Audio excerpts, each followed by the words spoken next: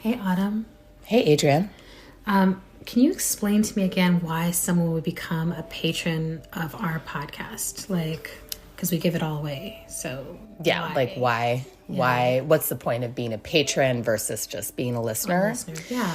Well, the great thing about being a patron now is that if you sign up to become a patron now, you get access exclusively to our merchandise. Oh, it's like the VIP lounge. It's like the VIP lounge. And the merchandise includes not just original artwork by you. I did that. You did that. Okay. But also original artwork by Hannah Chalou, by Bianca Iberlusea. And it also includes, if you become a patron at any level, you also get exclusive access to AMA episodes. That's Ask Me Anything? Ask me anything. So we, a few times a year... AUA. Ask us anything. AUA. Right. That's right. So a few AMA is times a with us. year, we are going to have these exclusive streamed events, Yes. AUAs, where anyone who's a patron will be able to log in Okay. and ask us questions, and we'll just have to answer them. Oh, God, that sounds invasive. But it also sounds exciting. So basically, I'm going to become a patron right now. Yeah. I should become a patron too. That way I can get the merch and have access to our events. We want you to go to patreon.com/endoftheworldshow. And you can check out all the different tiers and levels. If you give it the highest tier, you get all of the different kinds of merch that you can get. If you give it the lowest tier, which is just $6 a month, you get an exclusive print, a piece of art that Adrienne made. And It's got unicorns, y'all. unicorns running away from an explosion. It's perfect. Anyway, thanks so much for being patient with us. It's worth the wait. It's really worth the wait. The merch It's definitely is worth gorgeous, the wait. And we love y'all. Love you. These fucking cis men. Yes. These fucking cis men. They think they created me. Oh. These fucking cis men. Think that they're who I wanna be, but no. I'm Autumn Brown, a queer science fiction writer, a theologian, a constipated person, and a healing justice facilitator for social movements living on Dakota and Anishinaabe land, currently known as Minneapolis. And I am Adrienne Marie Brown, a regular person who's feeling depressed these days, a writer, a student of miracles and love. And I actually got a list of more places, more peoples who are from this place.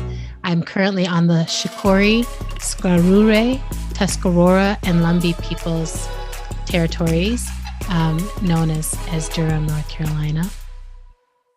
And this is How to Survive the End of the World. Our podcast about learning from apocalypse with grace, rigor, and curiosity. And we are deep into the Sibling Miniseries. This year has been an incredible experience of getting to talk to other people who, like Autumn and I, are trying to change the world and come from the same family. And today we have very exciting guests. We're really geeked out to get to talk to Joey and Faith Soloway. And this is a connection that I want to shout out our producer, Zach. Zach pulled this off, was like, there's a chance that we could talk to the Soloways and the Soloway siblings. And I was like, are you fucking kidding me? That's so incredible.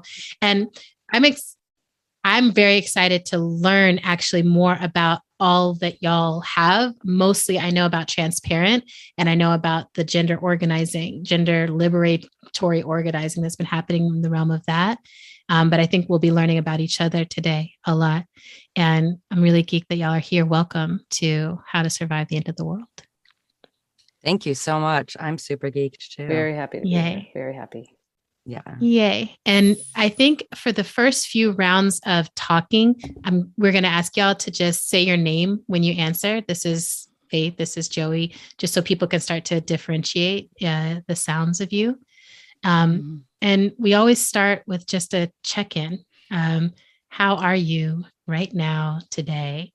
And why don't we start with you, Autumn? We know that you're constipated, and I feel like maybe there's more there. Yeah, I basically, I'm not going to go into detail about it because no one deserves that. Yeah. But you're still going to share a little bit. I'm going to share a little bit, just like my body. And oh, sister. Just mostly it's just about just persistent stress related digestive issues that like my intestines are basically either too contracted or too flaccid. That's like the problem. And it makes it so that my body can't do some of the things that it needs to do. And it's been going on for a long time. I think it's like the way, I think it's one of the ways that my body is responding to the continued stress of pandemic conditions and conditions of white supremacy and racial capitalism. So, you know, most days I just feel like, you know, mostly when people ask me how I'm doing, I'm like, I'm on top of it. You know what I mean? Like I feel really capable. That's how I feel a lot of the time. And then I pause and I'm like, that's not a feeling. Yeah, that's an assessment of my skills. That's a way. Yeah. That's an assessment. That's not a feeling. Yeah. But I guess because of how much I have going on, it's like the thing I'm most aware of most of the time. But I will say the other thing that I'm feeling is, or the other way I'm doing is I had a birthday on Monday. Yes, you did. And I did. And it was glorious. It was like probably the best birthday I've had as an adult. Yeah.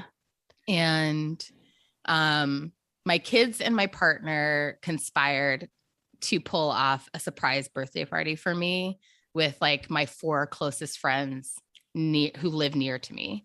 I was like, and local. I truly had no idea that it was going to happen. I was really, really not. It wasn't even because of the pandemic. It wasn't even like in the realm of possibility to me that people would come into my home.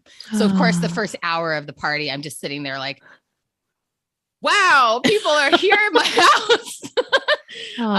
Sibling. It was great. It was great. And so I feel like I'm still riding the like wave of love from that night. So it's been 5 days now that I've been riding the wave of love. I felt really loved on. Felt really, really loved on by my kids and by my people. So that's also how I'm doing in addition to the constipation.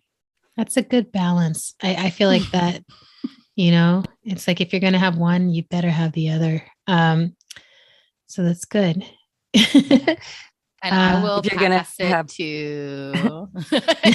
I was just trying to. Was it like if you're going to have constipation, you better have love? Yeah, absolutely. That's the only way that love, works. You better have constipation. Yeah. It only works one way. Actually, stop somewhere. Yeah.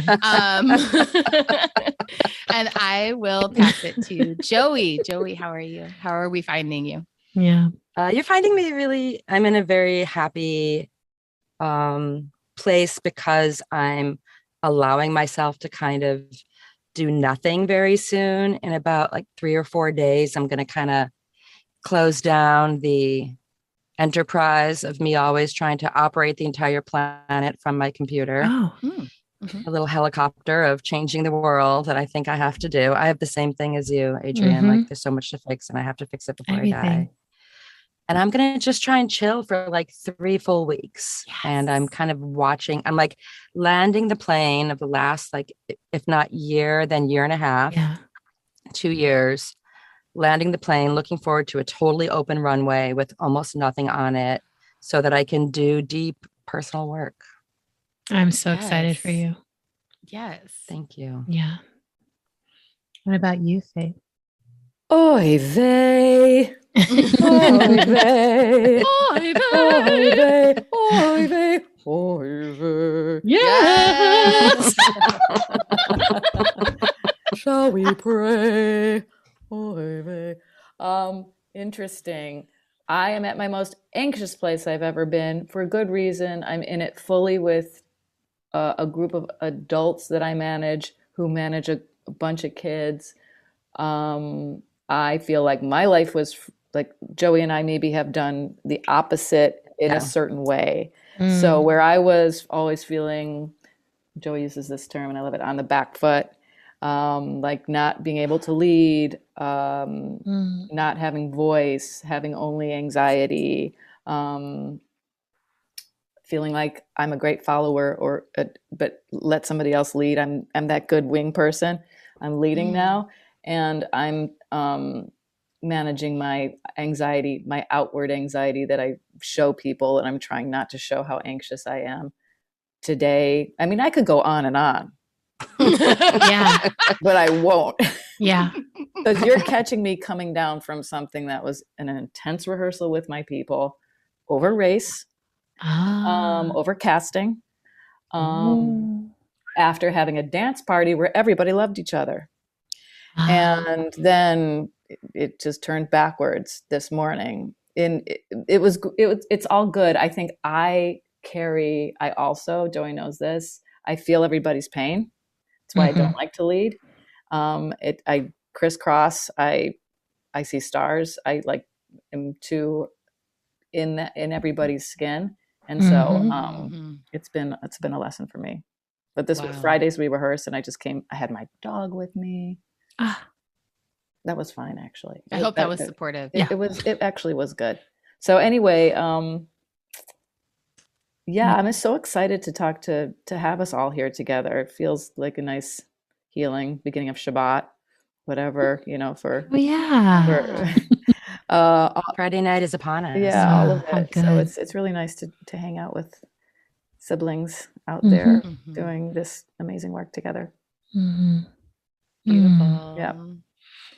Adrienne, Yeah. how are you, sister? I am in this moment doing better. I have a body worker, and today I got on her table expecting to do our normal session.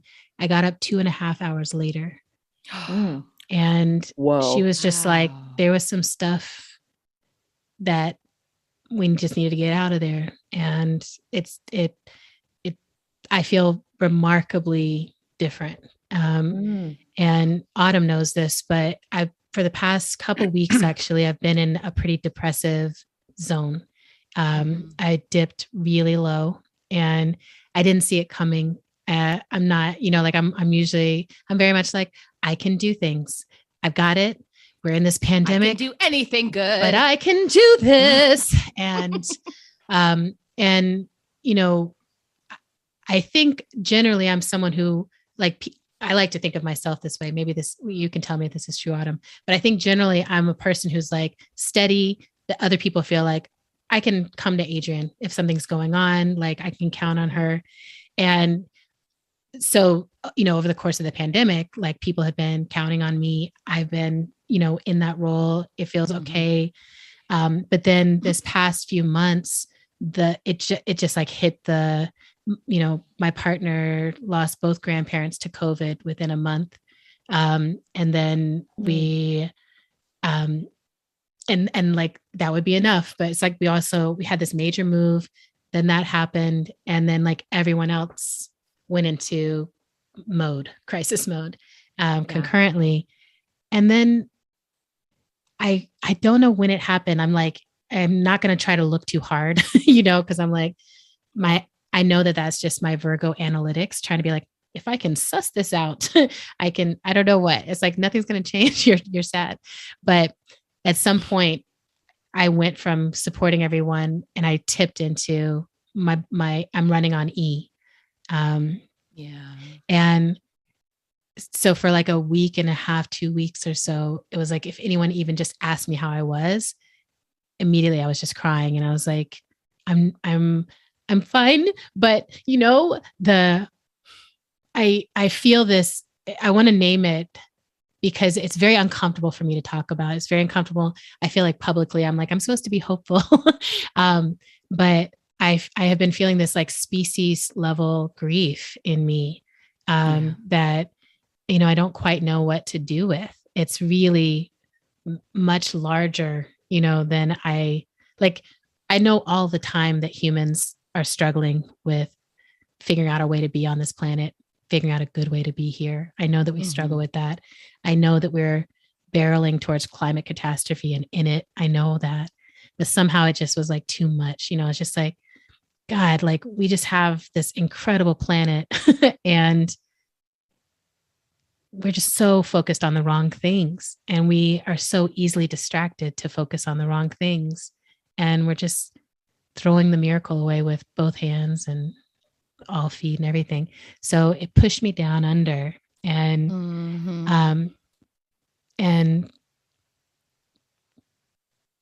and I had to do, I've just been in that place, but I want to name that, I'm really grateful for the community that I have formed in my adult life, because in my 20s, when I would hit a depressive state, I feel like I would just float away and I would be floating for a while before anyone would be like, hey girl, like, are you okay? Like I could go.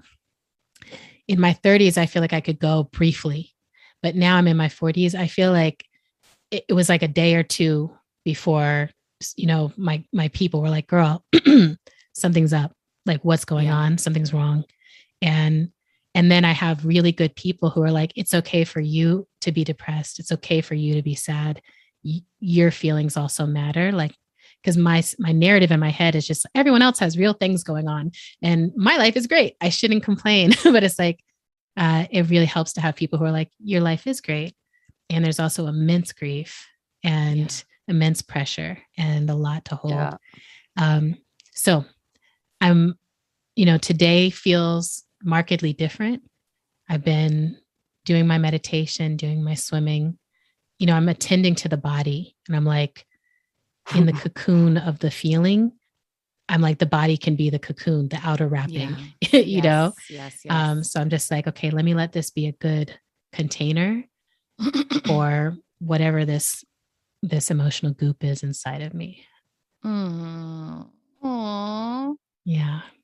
That's Imaginal cells activate. Really imaginal cells are popping. Yeah. Intense mercy for yourself too. Yeah. It's hard. I'm so into doing that for everyone else. Like all the people who've been like on support calls with me are like, if anyone was telling you what you're telling us, you would be so compassionate, but with yourself, you're just like, there's no time for this. This is really bad timing. Like, I don't have time to do this right now, And they're like, nothing else is as important as feeling your feelings. You say that all the time. So, So I'm here and I've been checking in with myself before any engagement to be like, do I need to cancel this or not? Like I'm in that state, because there's not everyone you want to get on a phone call with when you're in this state. And there was like no hesitation. I was just like, oh, I bet I definitely want to do this. I feel like y'all understand, like y'all can, you both, what I know of you is that you deal with real things that are happening to real people in real time. And you know about pain. So I'm like, we can be here with each other. Mm-hmm. Yeah. Speaking of things, real things happening in real time. Now we're going to talk about rage. I'm so glad we had the flume of rage. Petty, angry. Flume of rage, flume of rage, flume of rage. So we have a segment that we always do before we get into the main content of our show called the flume of rage. And we just give ourselves an opportunity to like air it out, whatever the thing is that's like giving you rage feelings today, right now. And it can be massive, like it could be something that's happening on a global level, regional, political, or it can be like, at the micro level of my life right now today, something that just happened that pissed me off. Mm-hmm. And I can jump in with a micro rage because I usually do come in with something that's like bigger. But today I got really pissed off because someone parked in front of my driveway and blocked my driveway in the morning when I had to leave my house with my children so that they could get to school on time. And, that would be an inconvenience for any parent. Yeah. But I'm a single mom. Yeah. And there's just like this narrow space of flexibility that I have in my life for things to go wrong. Right. Because it's like, there's a timeline for every part of my day is scheduled. Yes. And so I walked outside and the kids saw me see it and they were like, oh no. And I was like, oh no. But, I feel proud of myself for how I handled it. I backed up into the car oldest. until it moved out. You like pushed it out of the way with your. I almost did. You know what? The first thing I did was I walked up to the car and started yanking on the door handle in a way that would make it like if the car had an alarm, it would go off. Good. Because my first thought is like, let me see if I can figure out a way to set off this car alarm so that whoever's car it is will come outside. Yep. But it wasn't that kind of car. It was a janky car. So, and so then I just tasked my oldest kid with standing on the curb and directing me as I backed the car out onto the sidewalk and then onto the road. Wow. Slightly through my neighbor's garden. So, but it's December. So it's like, whatever that was going to die anyway. It's my thought. Fuck your We're tomatoes. having an unseasonably warm December, but it's still December. Like it's all going to die. Yep. And so we ended up making it out on time because of my creative driving. Wow. But I think that part of what pissed me off about it, this is something that happens frequently, mostly because of the type of road I live on. It's just people often block my driveway.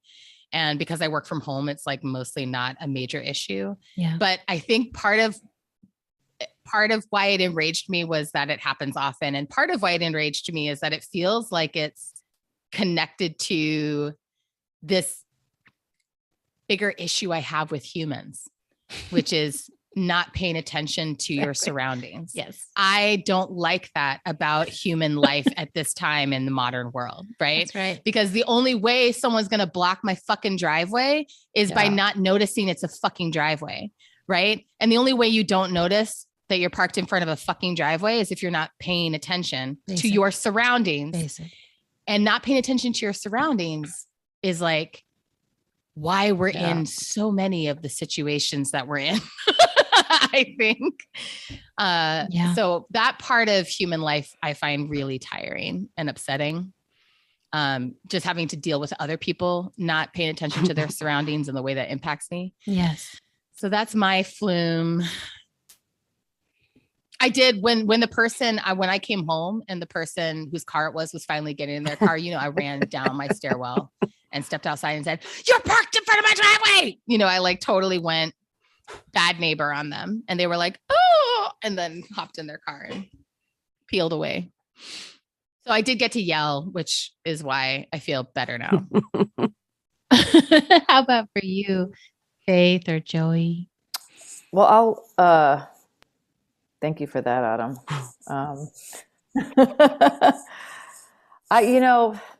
I am coming from today's rehearsal, and I think I was mad at everybody, but instead I got mad at myself, which is a thing that happens. We had an audition.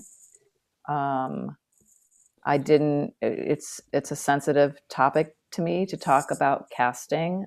This is a group where the group kind of needs to share to feel heard, so there is, a consensus of certain, real stuff. Taking decisions away from a group is always the decision you're making as a leader. But they wanted to cast somebody that you... It was just about, it goes into what kind of person do we need? What race of person do we need? What expertise, actor, clinician? It's an interesting job that I have. It's a cool job. We're educators. We go into schools. We have a very tight group.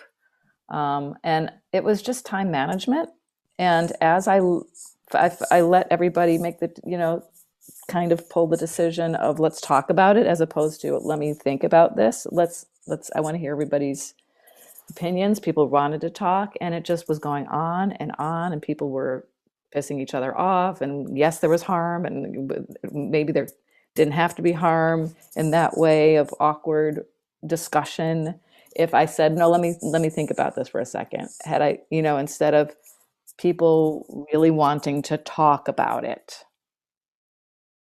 and I'm mad at myself. I'm really mad at myself right now.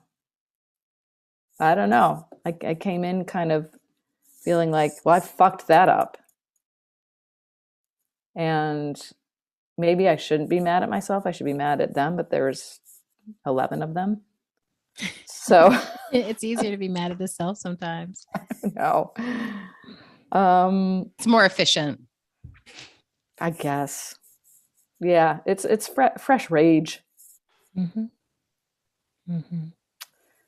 Thank you. So yeah, thanks for letting me get that off my chest. Yeah. What about for you, Joey? Mine is like less personal, even though I love both of your stories, that you guys have fresh morning rage, fresh from this morning. Yes. My global rage at men never stops. It never stops. Never ceases. It never, ever stops. And my particular rage over the past, let's say, week is recognizing the ways in which cis men are so unclear on the way they were assigned at birth created a scenario where they move through the world centering their feelings. That's right. And really breeds narcissistic thinking among cis men because they're the same gender as God, they're the same gender as Jesus, and they love to tell a story about themselves. And they love to listen to each other talk. And they don't even like women, let alone queer people or trans people. And everything they do is so they can talk to each other about other men and themselves. And I can't fucking take it anymore. So no, I'm not going to see West Side Story. Thank you. I will not be seeing Tick, Tick, Boom. You didn't see Tick, Tick, Boom? All right. I can't. I can't take in. It's about a guy writing a show. It's too much. Guys. I am glad that they exist. God help them all. He died. I can't even talk about Hamilton without taking a full hour on Peggy. Why'd they do that why'd they have to do Peggy that way? Just leave her out. Why does there have to be this divided feminine and then one more we all can just kind of hate?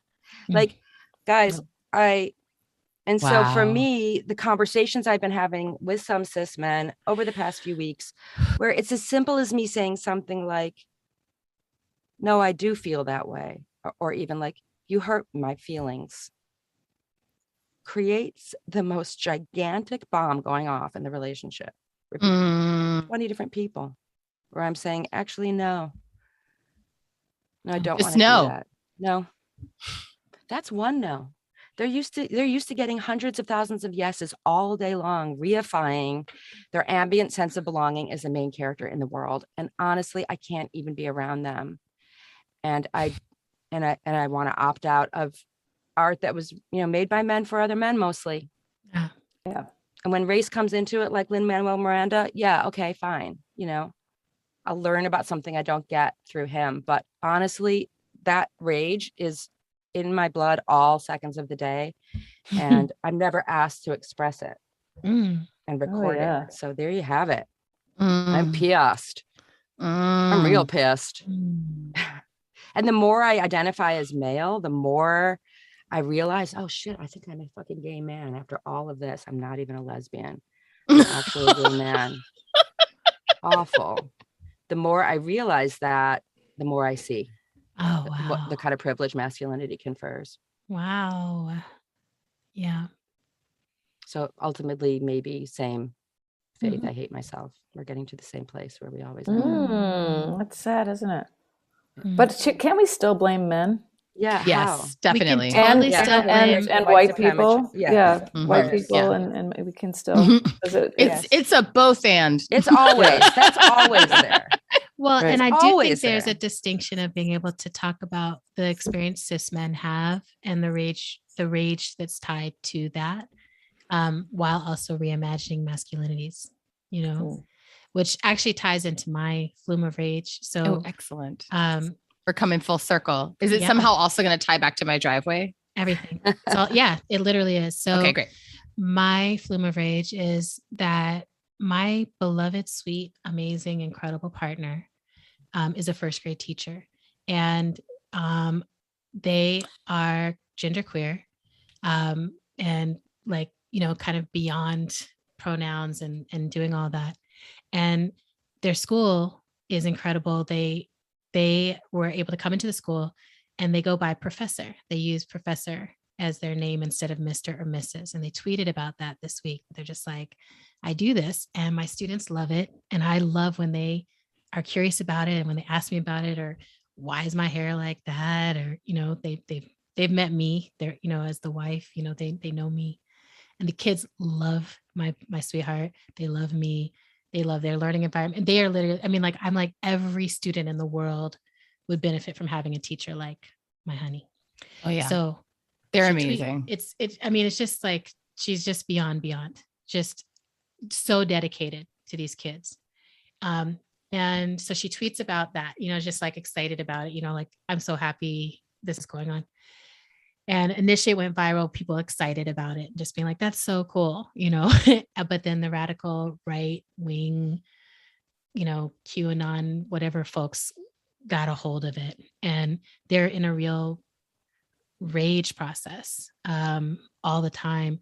But they came in and protested at her school, calling for her to be fired, and saying that she was, just all kinds of horrific stuff because of their homophobia, their transphobia, their racism, and that white male centered point of view, which a lot of people can actually participate in without realizing they're participating in it.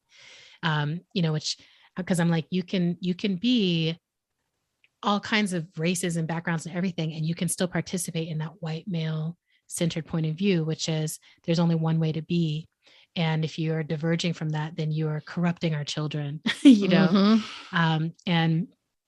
the gall of people to like come to a space and call for the firing of someone basically because they're queer and because they don't understand queer.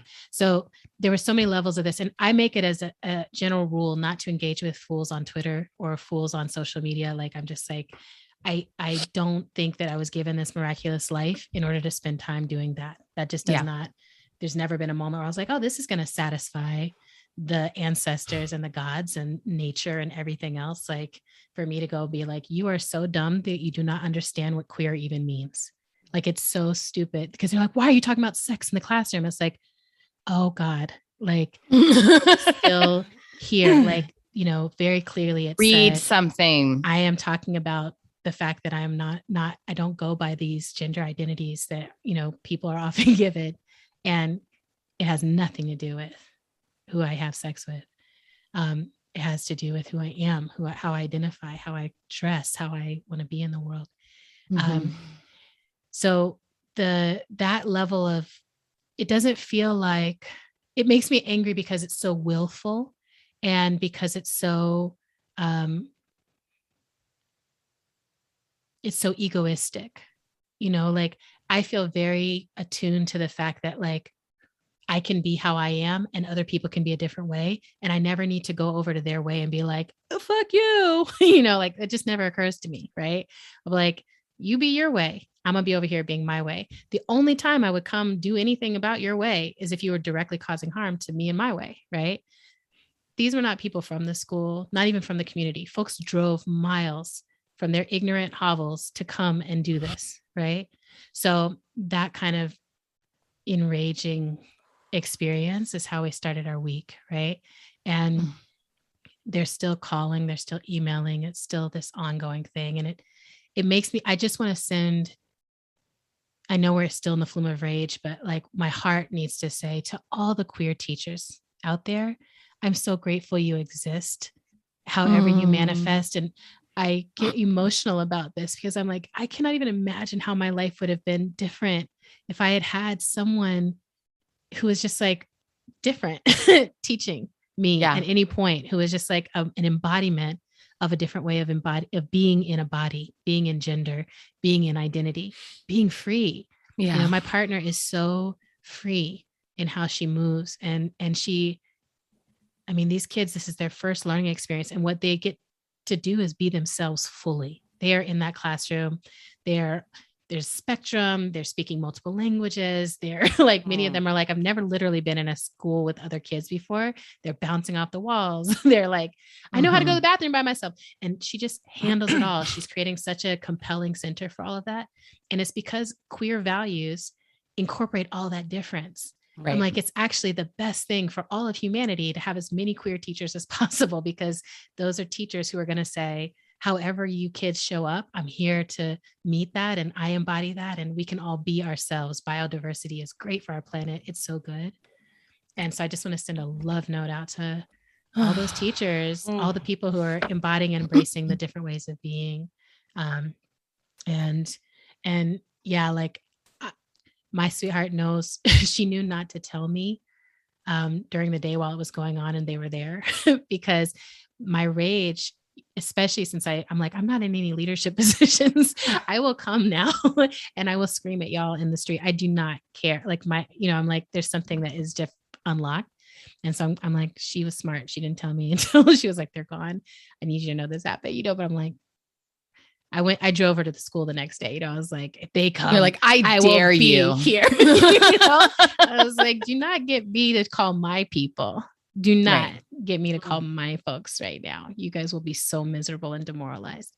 Anyway, Yeah. let's take a breath in on that one. And they were blocking the driveway of the school also. Let's let it out. Fuck that. There we came full circle. I was like, full circle. the public Because of course they did. Because of course, because they're like the same people who will like criticize us for blocking highways. Oh, it's all the same. them. It's so Fuck them. exactly. Yeah. And I know as a Virgo, logic doesn't rule the world. I recognize that early in life, but even just basic sense. It's just basic sense. Yeah. Basic sense. All right. Okay. I'm so glad that We flumed we it. flumed it. And now, just before we hop into questions, I want y'all to tell us a little bit about yourselves, like what it is you do, like beside, I know that transparent is like a heart place. And then I'm like, tell us a little bit about your lives. Tell our listeners a little bit. And then we're going to dive in and go back through time and kind of source all that. Can I go first, Faith? Well, I will, because Adrian, I wanted to make a connection to what you were talking about, which is having educators right in front of you who are not the cis-bodied, even our kids of color mostly have white teachers. Yes. And we work in all the schools in the Boston Public, a lot of schools in the Boston Public School system. And this week is gender and sexuality. Oh, wow. So we're talking to the kids from. Wait, when you say we, slow it down. We, meaning our group, called Urban Improv or Rehearsal for Life, goes into the classrooms with an issue. Every week it's a different issue, from conflicts to self-esteem to standing by, bystander issues, stereotypes, racism, microaggressions, like all of it. And it's like just palpable. These teachers we're luckily in the opposite right now. Like, these teachers are like, come in, be yourselves with these kids who are struggling with these issues, live, be these people who can help them, like you're saying, help them see something that isn't what they think they need to be. Yeah. And for sexuality, for gender, and it's been such, I'm in my late 50s, and it's still like an awakening feeling of going back in schools. You remember what it was like, even though I'm old and I have a 20-year-old kid, and you just go right back to all of the traumas that, school was. So when you have somebody in there caring that deeply, it is like, that it's a moment, Yeah. So I feel pretty lucky that I've found this work again. It does feel really good Yeah. and healing. And it's work that I used to do. And I came back to it when I came back to Boston. They were needing an interim artistic director. So I hopped back in. And as frustrating as the work is, because we all care about it so much, when you're right there with the students, it feels good. It feels like what you're saying in a micro way. You are making a difference. Yeah. So Cool. yeah, I hope that Wow. resolves itself in a way that is a win Yeah. Me for too. the school and your partner and everything, Yeah. I have to say, I'm really grateful to hear that that's what you're up to right now. And also, yeah, the school has been outstanding so far. Yeah, Like great. really just like we knew who you were when we hired you and we were excited by that. Yeah. And yeah. What about you, Joey? As I said, I'm kind of transitioning right now and trying to really figure out what my role is as an Right. artist, but I identify as an artist, an activist. Artist and activist. I like to do things that have never been done before, things that are going to hopefully change the world. And it's hard to get a footing right now because the world is changing so quickly. So many things that I thought maybe never would ever get addressed in my lifetime are kind of churning, and we're almost past them already at a speed that I never, ever even began to imagine could happen. So I'm kind of standing down in all areas. I'm working on a podcast.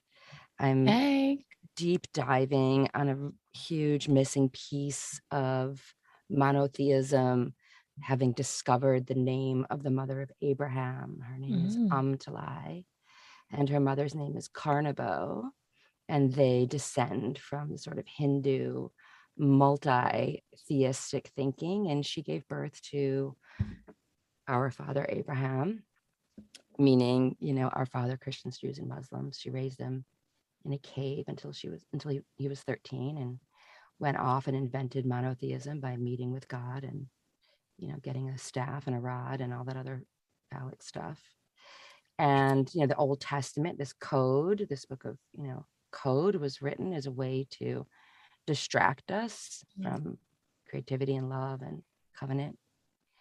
The code was turned into law and Abrahamic thought. And there's a woman who was erased, who is this man's mother. And almost all of my thinking right now is about her and going on a journey to find her. Yeah.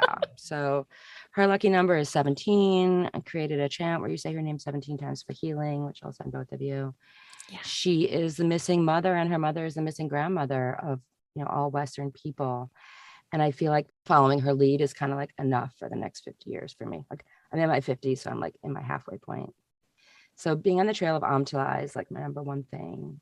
And, really interfacing with nonprofits now more than Hollywood, feeling very wary of going into rooms with cis men and putting on my little show to get their money, and having to pretend like I'm going to make them money to get their money. Yeah. So I want to go into more of the nonprofit world. So at least when they say like, how am I going to make money? I can be like, you're not. This is because it's going to help the world, shithead. But I won't say that at the fundraising meeting. Yeah, I was going to say, you might. I was like, let me help you with your fundraising pitch. Right.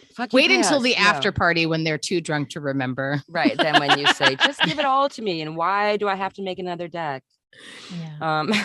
So yeah, Amtalai, I'm trying to find my way to her and to studying her. Maybe that means academia. Maybe that means starting a nonprofit. And then also what I'm super duper into, which I was so excited to tell you both about and almost sent you the trailer beforehand, is that Faith and I grew up in a neighborhood that was a racial experiment in Chicago called South Commons. and I'm doing a documentary called The South Commons Experiment from 1969 to 77. We lived in this neighborhood where people were really being not only chosen for their race, but placed in particular levels of housing. Biracial families really, really kind of loved and pushed into the center of the community there. It was really a weird thing when you look back. It was a project of the Department of Housing in Chicago, and it was kind of built on the graveyard of Brownsville. A modernist architectural, all people need is the right architecture to get along. And very much we grew up in the movement with my mom kind of, creating the neighborhood, creating the movement in front of the neighborhood, and being this kind of one person show who really believed in the Band-Aid changing shades and just being a little bit darker, like centering Black people. We were raised centering Black people. And that's kind of, I think, our legacy is of what we were, Faith and I kind of now realize we were two boys in a house with a mom who was pretending to be our dad, and we were pretending to be daughters. And another mom who was trying to make it very clear to us that actually Black was white and white was Black, and biracial people are the future. And, it's lucky I'm walking and talking. It was quite everything was moving, race and gender, and our whole childhood, we were dressed like boys. It was very anti-femme, really. It was very, post religion. Okay, wait, because you're bouncing around all the things that we want to talk to you about in depth. This is all the stuff we want to get into. That's what I'm working on, the documentary about the neighborhood. Exactly. Okay, great. And going on the trail of Cloud. Okay. So I'm super geek. So you just started us off with the first big question we asked, which is, where are y'all from? So you're from this racial experiment in Chicago. Like, that's where you both were born, started, Faith raised. Can tell you more about it too. Well, we're from Chicago. We're from the city. Yeah. And I say Chicago because it's really not the suburbs. We lived in Chicago. When we were little teenies, we lived in the burbs. Little teenies. Yeah. And then my mom, like Joey said, worked in the city teaching predominantly Black schools. I think it never got out of her system. Right, Joey? I don't know. I think that like something was missing for her when we went into the suburbs, which was all white. She was raised in the city. She's an amazing writer. And it changed her. And I think she wanted back in. She was not happy in the suburbs, not happy as just a wife, only. And it was South Commons that she saw, and we moved there. And that's where Joey and I I think we both at least share, like, it was an amazing childhood. And so we were there till 8th grade. 7th grade, moved to the near north side for 8th grade in high school. And then we were young adults in the city, but we both stayed in Chicago till 1991. Exactly. Wow. Okay. Collaborating and all that stuff. But yeah, we're Chicagoans. We still, now I'm in Boston, but Joey's LA. We're tri-citied, I suppose. Yeah, I'll be in and out of Chicago a lot, I'm sure, over the next chunk of my life. Chicago is still the touch point for both of you. Well, not we haven't been visiting a lot lately, but now with Joey's project, well, our parents are both there, so yes, it's the touch point. But Joey in LA, me in Boston. There's kind of be a Chicago, LA, Boston thing between our family. Yeah, I would say 3 cities. Okay. Yeah. And with the experiment, just to follow up on that a little bit, the experiment was something that your family opted into, like learned about and decided we want to be in this? Or was it like you moved to the neighborhood and then realized that you were in the midst of an experiment that was being run by the Department of Public Housing? Oh, yeah. It was a little bit of both. It depends on who you ask. It was created by a developer named Dan Levin with all good intentions, using state and city money to build the first mixed use housing development, I think, in the country. It was when a lot of, housing was being built, and sort of similar to the Pruitt Igoe project or Park La Brea in Los Angeles. But in this case, it was very, they added on this very heavy duty mixed use aspect. So we had our own school, we had our own grocery store, we had our own restaurant, we had a drugstore, we had an optometrist, we had 3 pools, and we had townhouses, high rises and low rises. Got it. And very, people were actively wanting the kids to get to know one another in the school that was created for us, which my mom wrote the newsletter. I'm sure right now Faith Mom is listening and she's saying, "Say my name. You're talking about my book. I'm a writer." Her name is Elaine Soloway. Okay. And she is an amazing writer.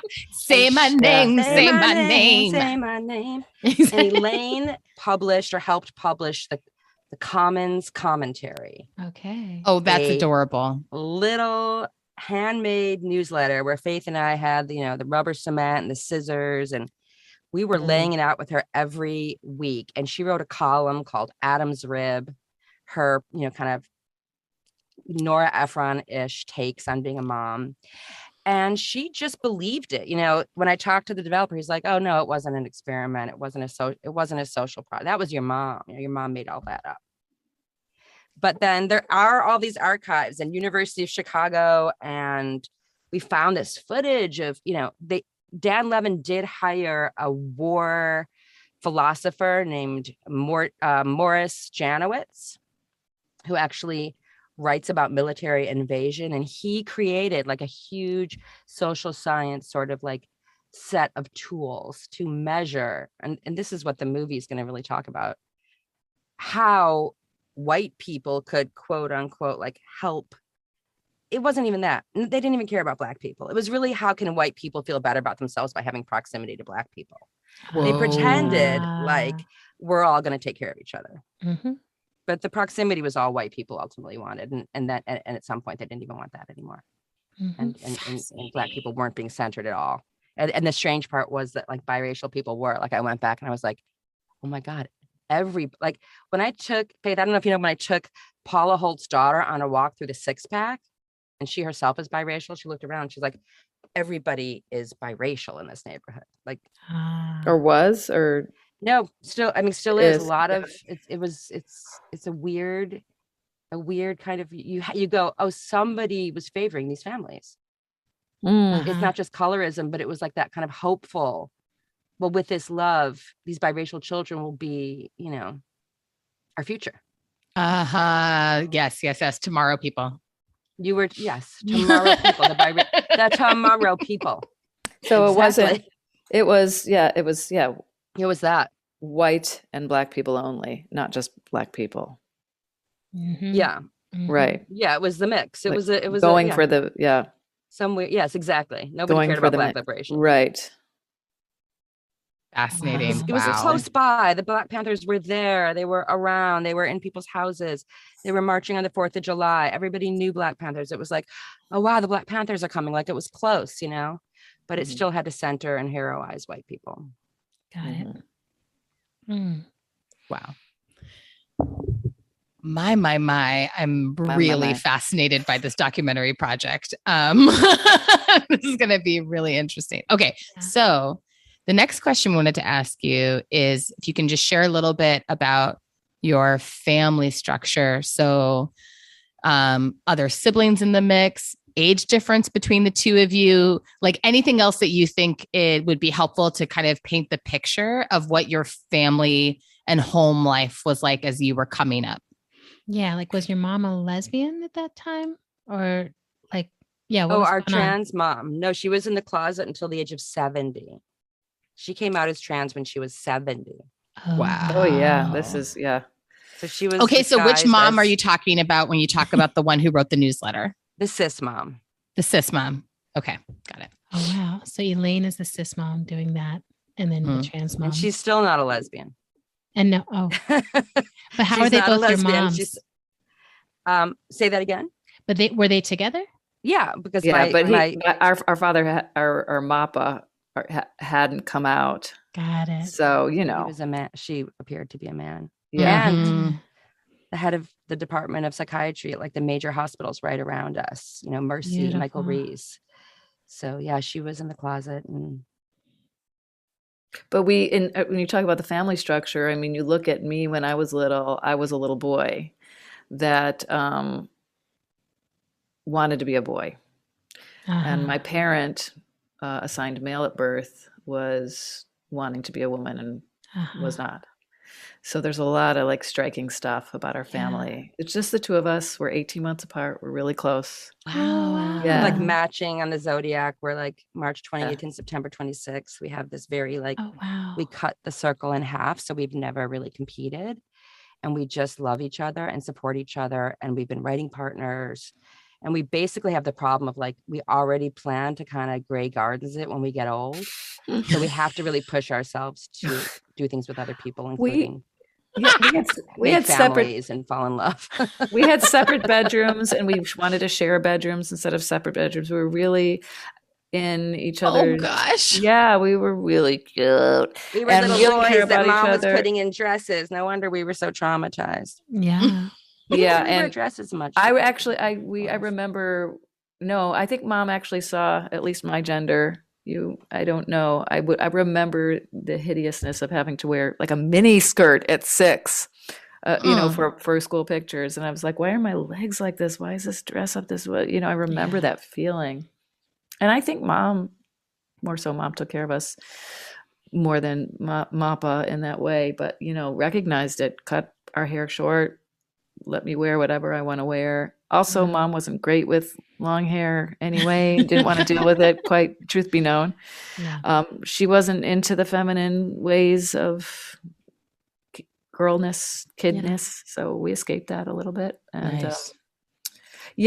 although like Joey, I'm curious because like you kind of dipped in, we're going right into gender, but you like you loved long hair. You said you're and you take more like all gay men. like I love doing hair, brows brushing hair. and braiding. I mean, guys, it's the last thing I would have thought that was going to turn out that I was going to be gay man after all this, but like all Yes. evidence points to it.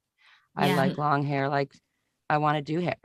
Well, and I love that this is all still And makeup. unfolding for you too in your And makeup. 50s. Like there's Oh something yeah, really I'm beautiful 1 year old. about I only got that. my name like a year ago. Yeah, exactly. I've only been Joey for a year, so Yeah. it's all new. Wow. And Faith and I Ugh. both just took on they pronouns. I did about 3 years ago. Faith did in the past couple months. Beautiful. That's incredible. And just one more question. Was there extended family as a part of your growing up experience? Like what was that?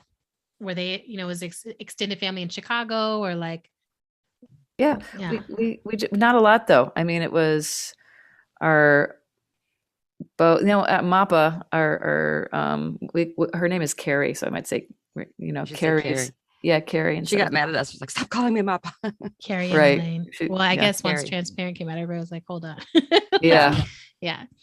So she had her sister, who's now passed away, was in a close suburb and 2 kids. So we were, we would see them, but we don't have a huge Extended family. extended family. We have a lot of chosen family, tons of chosen family. Yeah. Mm-hmm. And grew Beautiful. up in the world where people had cousins and play cousins, and was everybody's family, and Uh-huh. Uh-huh. cousins in Kansas City that we were, didn't get to see a lot. And then yeah, I I think we made family out of the people in South Commons, it sounds like that. the neighbors, Yeah. the other kids there. They were like And siblings. what was the political orientation of your family growing up? Like, and They what's were in it. Do you have a No, sense yeah. of political Democrats, lineage in your family? Yeah, my mom was just Fighting the good licking fight. envelopes and stuffing Mhm. envelopes and working for Black politicians, and a lot like Malkia's when she was describing. I'm not sure what pronouns they use. But they use a lot of them. okay, yeah, very similar. Like we were just in the movement. It was all movement. Our whole childhood was movement, such that I was so surprised that that wasn't going on in other neighborhoods. And still, I'm surprised when people aren't thinking of that as mattering. Yeah. Mhm. Just whatever local election was going on, whoever was running for something. And my mom worked for Harold Washington. She worked for Jane Byrne. She did PR. She's a great writer. So yeah, she's always kind of, there's a revolution going on, and we have to put ourselves in it however we can. Awesome. Wow. Mm-hmm. She runs a book group, my mom, called What Black Women Want White Women to Know. And or she used to, now it's just Black authors, but she really thinks a lot about centering Blackness and helping white people to understand their privilege. And she's still at it in her 80s, just Wow. helping people to see, In Chicago. in Chicago. She's amazing. Wow. Hey, mama. Aww. I love movement mamas. She is. It's like the whole movement rests on moms who are moving shit does. forward. It Yeah. does. Okay, so both of you, well, I think at least I've heard you, Joey, explicitly already in this conversation identify as an activist. And Faith, my sense is that that's part of how you ID as well. But correct us if we're wrong about this. But one of the questions we've been asking in these sibling interviews is about the process of explicit politicization that leads to deciding I myself am going to enter movement work or enter social justice work, activism work. I am choosing this as a life path rather than something that I'm, in the midst of because of the way my family operates. Mm-hmm. So we would love to hear a little bit about that, the process of, your explicit politicization and choice to do political work. And we would love to know, especially given the fact that y'all are so close in age, how distinct that process was for each of you, or how much it was like, we're doing this together. Like I'm going, you're going. If I'm going, you're going with me. Yeah. Tell us the coming of age story of your politics.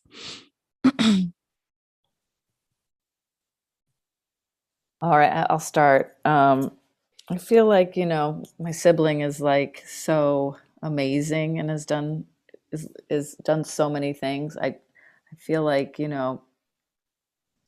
we kind of gather our strength and our ideas from each other. And I'm always in awe of them. And I've always felt like Joey was, like you said, like wanting just to save the world. Like their vision, their scope was just because of, I think as you're going through life, the pain of what you're feeling, the traumas of what you're feeling, you can do something about it, right? You can write about it. You can do something about it. And for me, I was so in pain. Like I wasn't there even where Joey was to be angry. I felt erased as a lesbian, as whatever I am. I felt like really I was down here. I believed it. And had so much shame that my first movement toward activism was writing about being queer, singing it out loud. Yeah. As many singer-songwriters, that was like that discovery, getting up and singing from a queer place was probably the first step of activism. Wow. Because music came before speaking. With all of this. Then once that happened, that maybe opened up working with children and being an open gay person. So at writing, I wrote a show called Jesus Has Two Mommies. I had a black, my friend Merle, who's a black woman, played God. Probably what were things problematic back then? Maybe, I'm not sure. I talked to Merle about it yesterday. And is it okay that I made you God? Yeah, and I not only made her I don't know what to God, do with this idea that the divine feminine is black. Right, like just these, like moving these things forward because they were just in me, and should two women have a baby? Like back in all of that shit back in 2000. So it really came from the artist voice. And then the artist educator was like, hi, children, I'm a gay person in front of you. You don't have to freak out. It was real simple.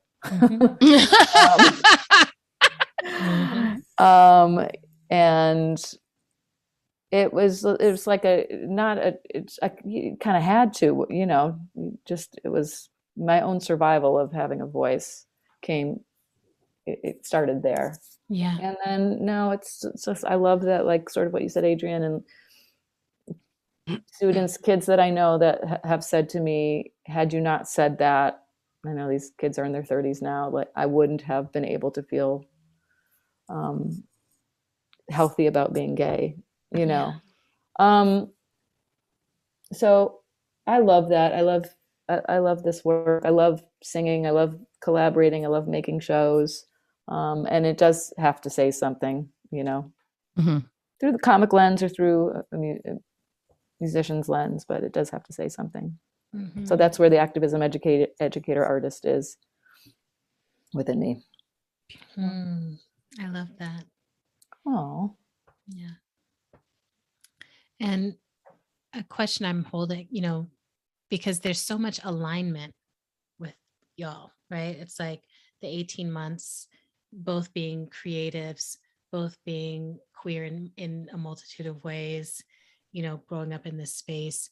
And you've been on this journey now for 50 plus years together. No, you're still are you 49? No. I'm shaking my head like I can't believe it. I'm just, yeah. I was like, are you 56 still and holding 57. out? I am. We're just like 56 we're and 57. at the other Okay, end great. of the 50s. Yeah. I was like, Most people I don't know would how round math that works, up to but I 60. feel like Most okay. math would call it 60. Right. No, Looking towards 50s, 60. solid Yeah. mid It's still 50s. over 50. Exactly. And a lot right? of retirement communities are like nifty over 50. Like we could move into a retirement community now Sure. Yeah. at this Holy age. yeah, that's real. And you know, that could be fun. But You share a bedroom. oh, Oh, we're yeah. gonna do that yeah. when we're old. when you're old, not yet. So, Yeah. but for now, what feels distinct in the kind of work that y'all are doing and what still feels really deeply aligned? That's such a You good know? question. Well, we do have this kind of opposite thing where Ooh. we're strangely often taking on the opposite role in the world. So usually it's that Faith, I think, is very embodied and willing to get into really to stand there next to the person who needs a person. So even if we were doing transparent and somebody was having an issue and Faith would come to me and say, so-and-so is feeling this, I'll go talk to them. And I'd be like thinking a little bit more about the big picture, just kind of intellectualizing maybe. And Faith was really having to kind of just like live it. And now Faith is really leading. And I think we're still both always working on what it means to hold space in person for somebody to feel their feelings. And that is one of the reasons I just want to stop here and thank you both, because for me, listening to your podcast is a way that I can feel held and loved and seen. And especially Adrian, your voice, not only your actual voice, but your books, you know, just hold space for the belief, you know, the abolitionist, miraculous, pleasure-based future that we all deserve and to believe we deserve in every moment. Thank you. So thank you for just naming a way to feel okay. And you know, Faith can write a song. If you gave Faith the title of a song right now, she would start, or they would start singing it, and it would be, you know, the best song you ever heard. I cannot Really? play a note. Okay. I don't know about the best song you ever heard, but Faith can, you know, do anything musically. You know, Faith was always very athletic, like always winning swimming meets. I was like the person who walked backwards off the high dive to a, you know, booing, chanting group of kids. going down, going, you know, I'm going down. I can't do it. Oh, walk backwards down. I thought you were like, I can only go down. No, I'm backwards. going back down and changing my mind. I was like, that's much more terrifying. Okay. Yeah, exactly. It really is. So physically, I've always felt really unembodied and I'm still working on the simple bodily things like riding a bike or even riding a horse or feeling comfortable in my body. I'm always in some form of, you know, disassociation. In fact, Adrian, I think that feeling of like, oh, I have to take care of the whole world. I have to host every party. Yeah. Well, and I just want to say this because for our listeners, just before we started, we were talking and I was saying that part of what sends me into the depressive spiral is feeling like I can't do enough for the scale of the problems of the world. And I have to, because we have to save the whole world. So that's what they're referencing. Because I think I said that before. And I'm like, Yeah, I want people to be like, what are you talking Well, about? the Jewish stuff and the divine feminine, Friday night, Shabbat, welcoming in the Sabbath and welcoming in the feeling of love for 24 hours has really helped with that, because, Goddess commands you to rest for 24 hours. So whenever you take your Sabbath, it pleases her. For you to hold one day is different. And that day must be like 100% pleasure. In all ways, so whatever smart. that means. You can take it on Sunday, you can take one day and make it special. So the rest of the time, yes, I am, very overthinky, hypervigilant, paranoid, sure the world's going to end, and running so fast in my mind trying to figure out the solution. So I don't know. Yeah, we have very different skills and we trade them all the time, but I think we're both trying to make the connections, between Black and Jewish people around white supremacy, and hoping there can be a healing so that we can fight white supremacy together. And we're both we're both looking at, right now in our work, right before Hitler's rise to power in Germany, in Berlin, Magnus Hirschfeld's work around there being more than two genders and disruption of the binary, and the way that fascism used sexual repression and used repressed bodies to plant the virus of fascism. So it's all right there. It's in our All right history. there. We just need to look. Yeah. We need to look together. So we both really think, I think Faith and I both think we have to heal the world. We both think it's somehow about the combination of race and gender. Would you say that, Faith? Yeah, Faith. Who's anything also you would sometimes add called there, Taters. or- Faith's nickname is Taters, if you Oh, Yeah. good to know. Taters. Well, What do you think, it's like, Taters? yeah, no, it's exposing. We're exposing. I'm just like, it's this stuff was buried. The research of gender science behind other bodied humans is buried, and it's uncovering all of that, taking the power, dismantling the power. We're all feeling that right now. Yeah. So Wow. it's exciting. I feel like there's privilege in being able to express that even artistically. So I feel like there's responsibility in that. Yeah. Wow. I love your brain so much. And I'm just excited to experience anything that comes from y'all. And yeah, there's just several things that both of you have said just in the short time that we've been doing this interview that I feel like it's a rabbit hole I'm ready to go down.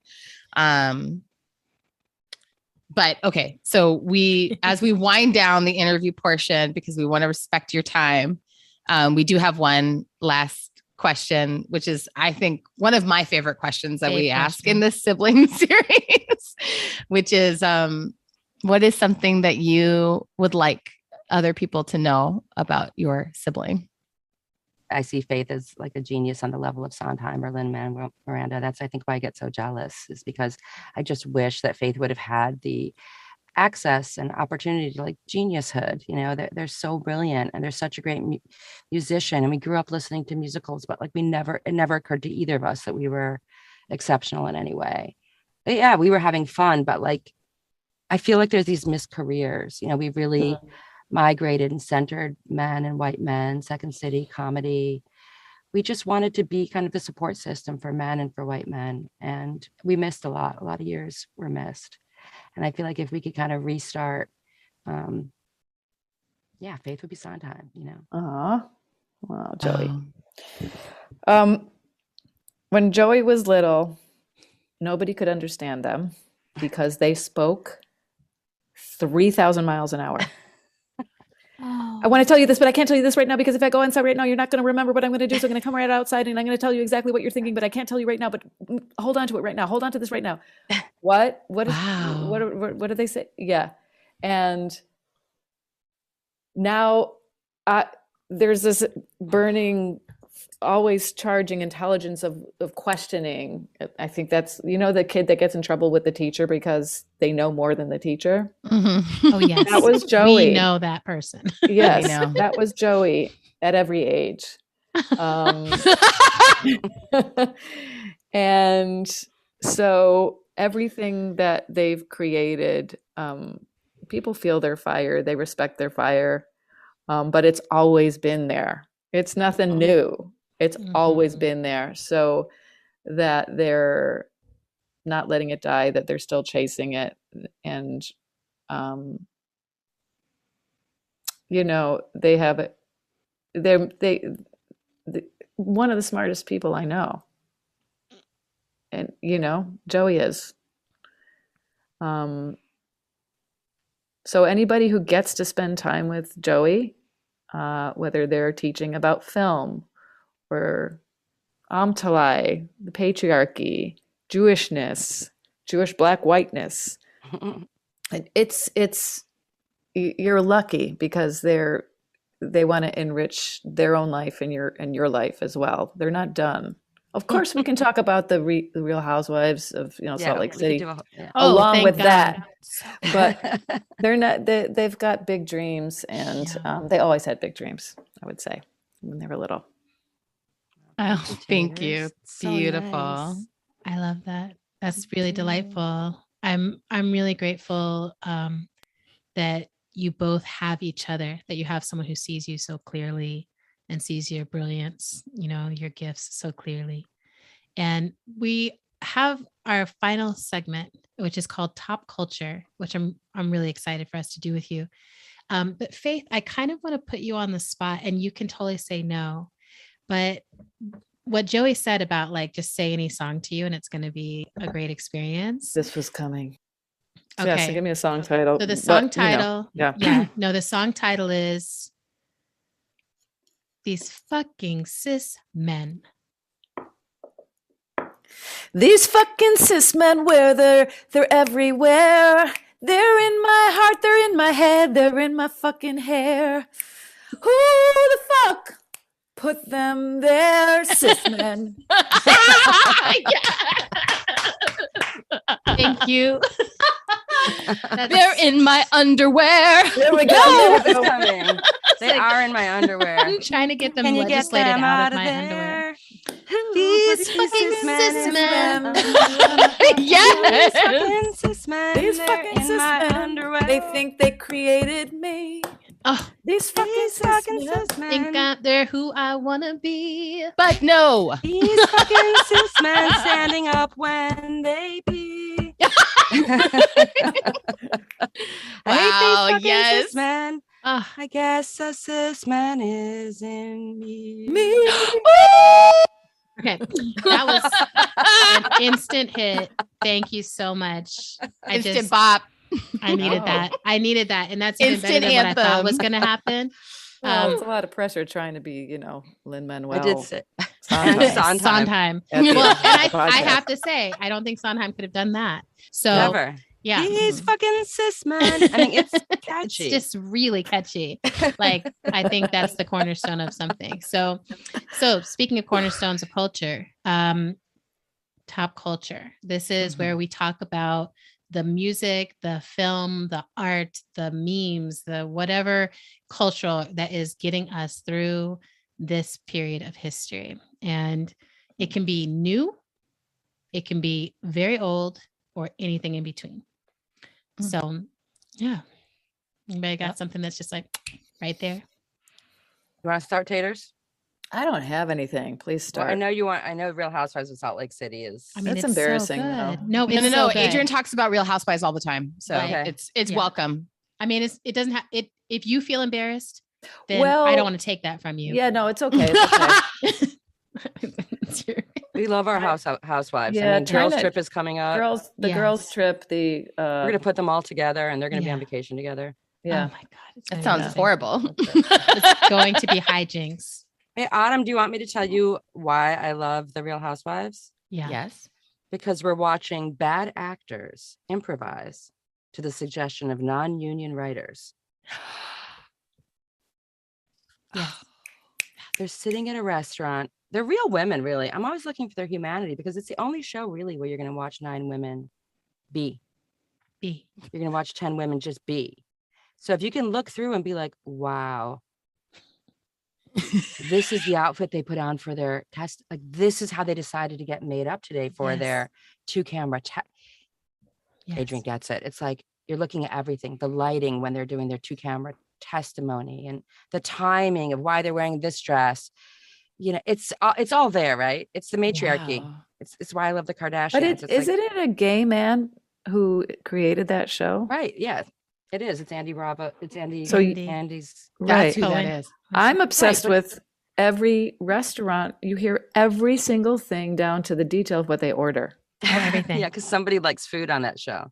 Yes. Well, Somebody and it's wants to also know. like And what they it's drink. amusing because the whole thing is like I always think it's like this double layered thing that's happening where it's both like these exquisite situations. They're like, oh, the best hotel ever, but then and the best food and most amazing. But it's also so over the top, and they're so ungrateful and ridiculous about the whole thing. And they're just like, Yes. we're only at this restaurant to try to escalate each other to the point that we're throwing things. Exactly. Like And that's I why try we to came out imagine of what the the house. suggestion was because Exactly. somebody Well, and was I like, love want, this because it's like you have to ask her about why her husband cheated on her. Do it however you want. Do it Yeah. however you want. And you see it come up where it's like, that doesn't make any sense in the flow of the conversation at all. But, yeah. But Salt Lake Honestly, City like, is a it's- particular delish because the victim, like, I don't know if it feels very unique to Salt Lake City, even though I know the other Real Housewives shows have this, but the sense of the bully being the victim, like all what the you mean, Jen interviews- Shaw? Yeah, Jen Shaw sits there and she's like, I can't believe they're coming for me. And in every other shot, she's coming for everyone. And Everybody. she's so mean and she's Do you so feel like it's a little bit shallow. racist? The Oh, show, like the I- only Black woman is kind of nuts. Well, but there's also Mary.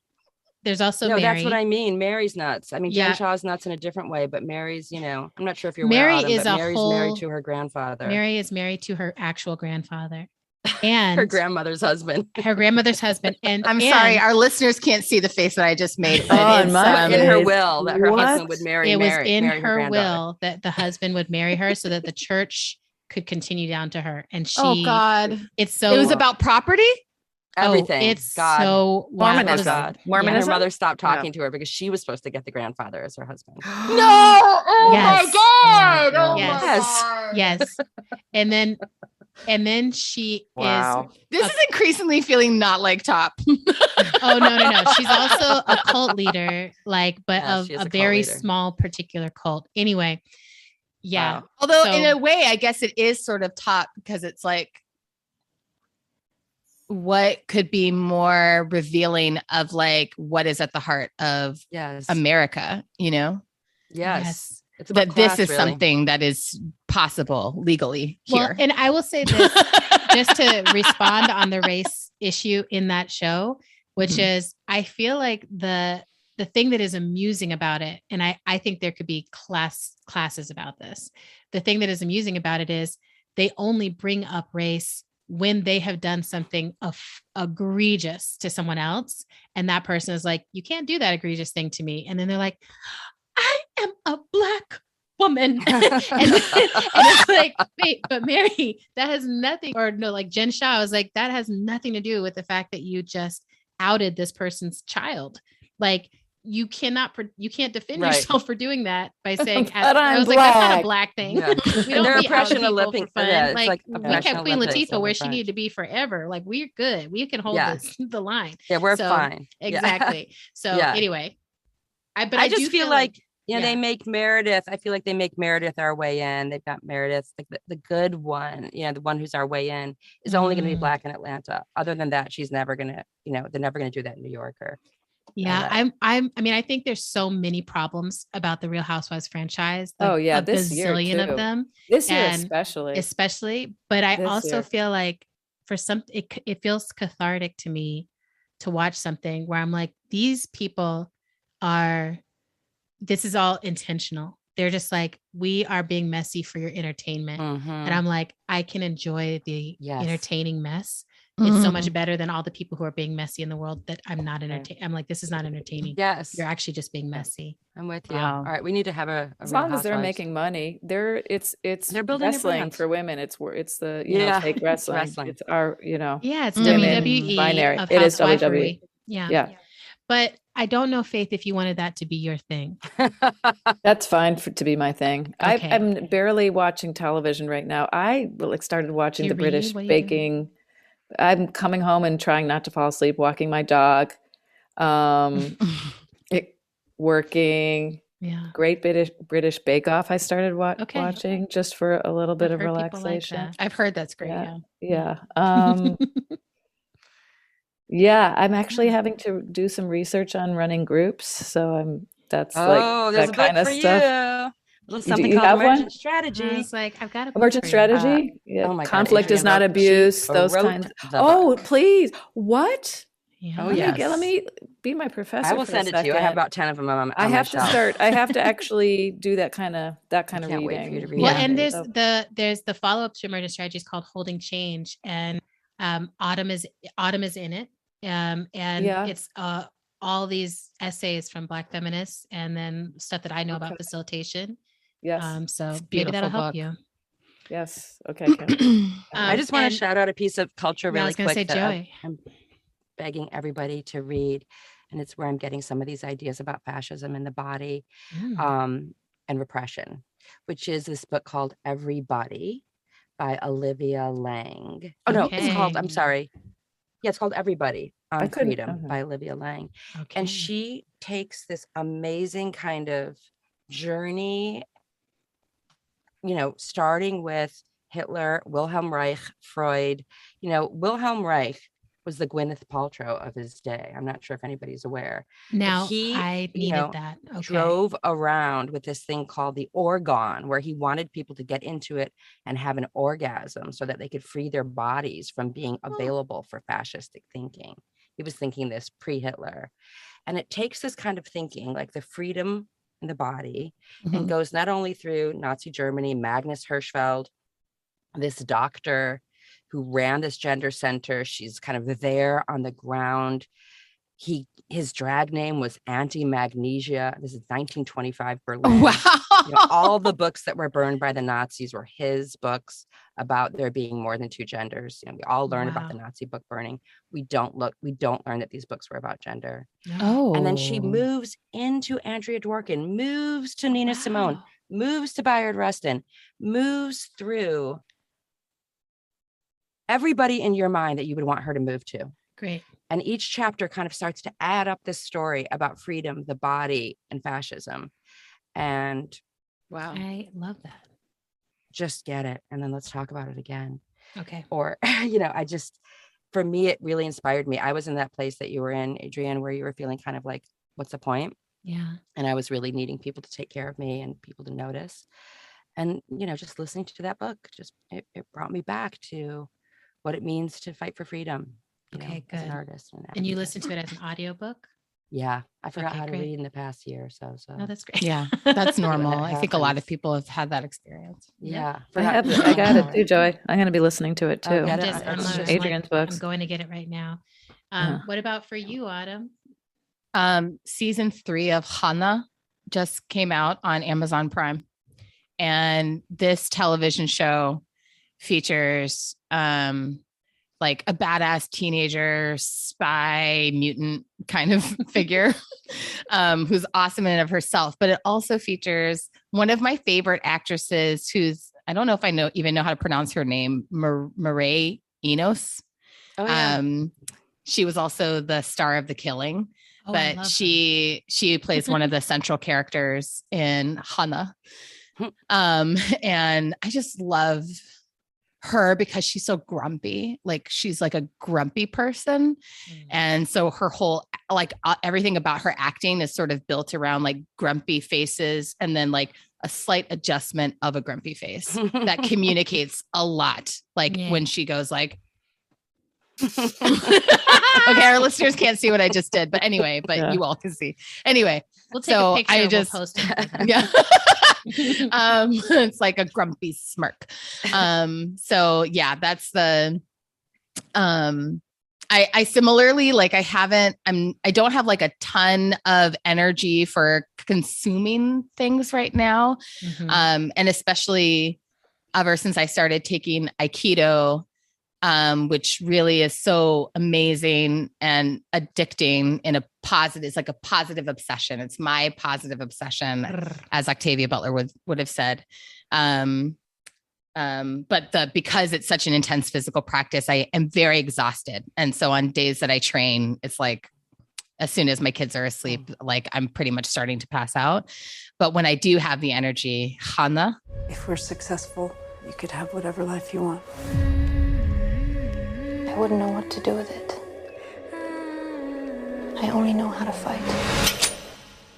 There's intensity, there's drama, there's betrayal, there's counter betrayal. You know, there's cliffhangers constantly. It's a lot of fun.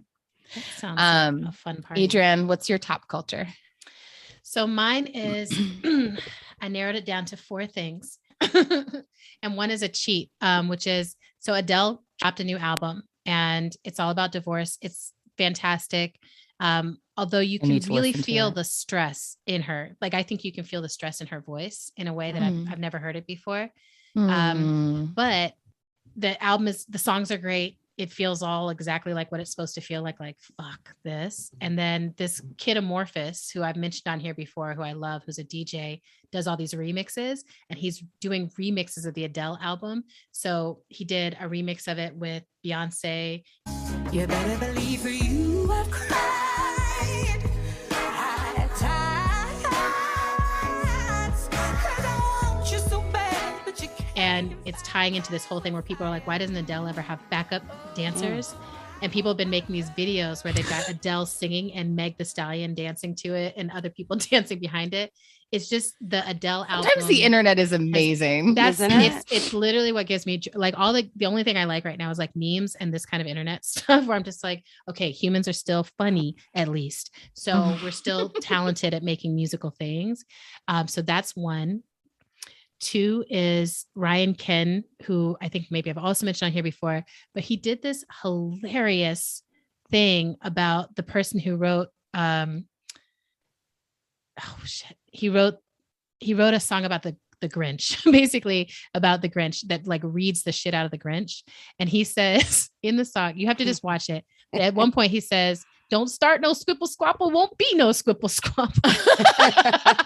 And I keep walking around the house just thinking this to myself, like, don't start no squipple squabble. Anyway, I want it to be viral. I want everyone to start saying this all the time. Okay. So you heard it here. It starts with us. Second. It starts with us. It starts with us. The third thing is Bachelorette this season is like biracial Black extravaganza. So it's a multiracial Bachelorette who is has landed on, like where I'm watching it, she's landed on a bevy of very bright skinned biracial men. And it's the most biraciality I've ever seen in one show at one time. Like they just did hometowns and it's just like every single pair is like a white mom and a Black dad and their siblings that ensued. And it's just, I'm just like kind of blown away by seeing the multitude of it. And there's some patterns. Like, I feel like we could do a whole show about the basically patterns. all the hometown moms, white moms, are played by the same woman, right? It looks, it's very similar, very similar. And you play white mom number 3. You're white mom number 3. And It's then so also funny. the all trip the of white it. moms. Exactly. They all love their sons in the same way, right? They love their sons. Like, this is my best friend / son. And then it's also, you get to see this racial dynamic, like the white mom talks, the Black dad sits there quietly, Stoically. and then stoically doesn't say anything. Yes. And then when they separate out, then it's like, Dad, what do you think? And he's like, it's cool. Looks like you're doing good, son. You know, it's just so fascinating. Like, it's fascinating. So I think there's a lot about race and gender and dynamics and race and class and all of that in the show in a way that, like, I don't think the show even has a sense of what they're up to fully. But as a biracial person, I'm like, wow, fascinating. And then the final thing is Brene Brown dropped a new book, Atlas of the Heart. And she's mapped out 87 core emotions that we need to be familiar with and coherent in. That's a lot. And she's framed it in these like juxtapositions, like where she's like, you can't do connection and control at the same, like these emotional entities can't coexist. Like you're either doing one or the other, and just all these cool things. And she just posted something today that was like, if you're feeling like your heart is worn and threadbare, if you're feeling that way, just remember there's nothing more beautiful than a worn heart that is somehow still willing. And it's like the whole book is just sort of like, this is all part of the emotional range. And I have found it really helpful as I've gone through this dip that I'm like, this is also part of the emotional range. I know this is part of it. I'm feeling grief and despair, and it's temporary, and I will feel other emotions, you know? So I want to offer that, especially to anyone who might be like, oh, emotions feel really overwhelming right now. It's like having a language to express what's happening inside of your body mind is really helpful. So top culture. Wow. And then of course, y'all are top culture, you know, I'm so grateful that we got to be here in conversation with you.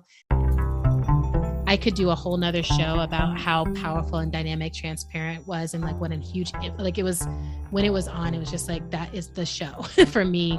There was so much in me that was touched and moved and grown and expanded by that show. And I just think you did something fucking powerful and necessary for humans with that show. So thank y'all for everything you contributed there. Thank you. And we're gonna leave each other and go Shabbat our way through the weekend. Yeah, let's Shabbat it out. I'm gonna please the goddess by resting. Yes, she wants you to rest in the cave. Yeah. Thanks for listening to our show. We're on Twitter and Instagram at End of the World PC. We're also on Facebook at End of the World Show. You can make a sustaining donation to our show by visiting our page at patreon.com/End of the World Show. And we actually have real designed, actual gorgeous merch. We want you to go to patreon.com/End of the World Show.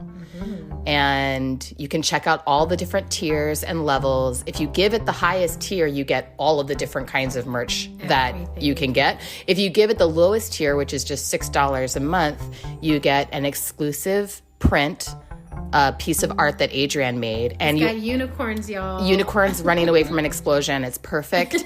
And you also get exclusive access to Ask Me Anything, Ask Us Anything episodes that we will drop a few times a year, where they're more than episodes. They're like live events that we are going to do, and you can come be there.